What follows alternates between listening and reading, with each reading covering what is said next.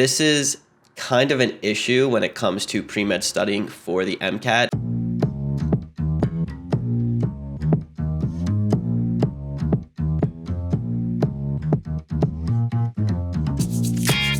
Over the last 2 days, I think I've seen 3 new MCAT products that are going to be released.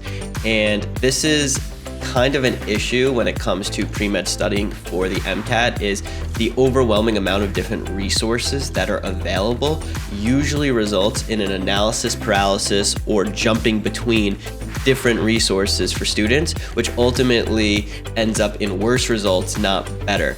And it seems a little counterintuitive. You would think if you use all these different resources, that's going to maximize your ability to score well in the MCAT, but usually it ends up being the reverse. And the reason is students don't go deep into using just 1 or 2 good resources, and they end up having a superficial knowledge or incomplete gaps because they're jumping between different resources. So just recently, there was different spaced repetition platforms that I saw released, visual mnemonic platforms that I saw released, and then auditory platforms that I saw released. Now, all of these are good methods of studying. However, you need to start your MCAT prep, pick certain things that work for you and stick with it for the long haul.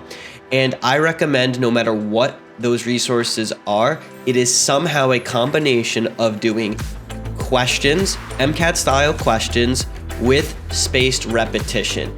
I don't care how you do that, but you need to do that in some manner. And there are different resources that you can go about doing it. I have all my students use UWorld and then Anki flashcards at the moment. There are other resources out there that now can either take the place or supplement that. But again, try not to get too overwhelmed with using 6 different resources, because most of the time if you do that, you're actually going to end up doing worse. So basically you need somewhere where you can get content review just to see content, especially if you haven't seen it before.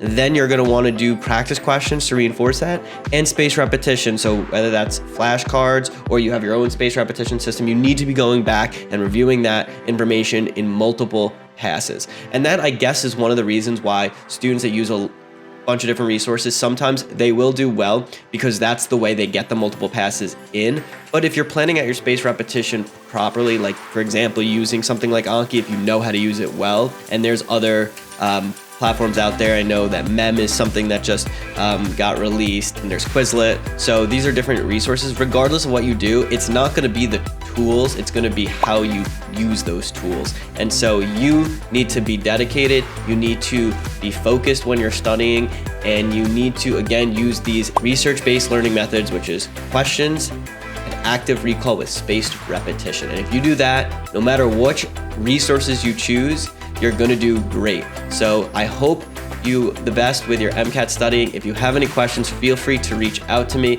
You could always inquire about our all-inclusive pre-med program. With that said, good luck, hope you're doing well, and go out there and crush it.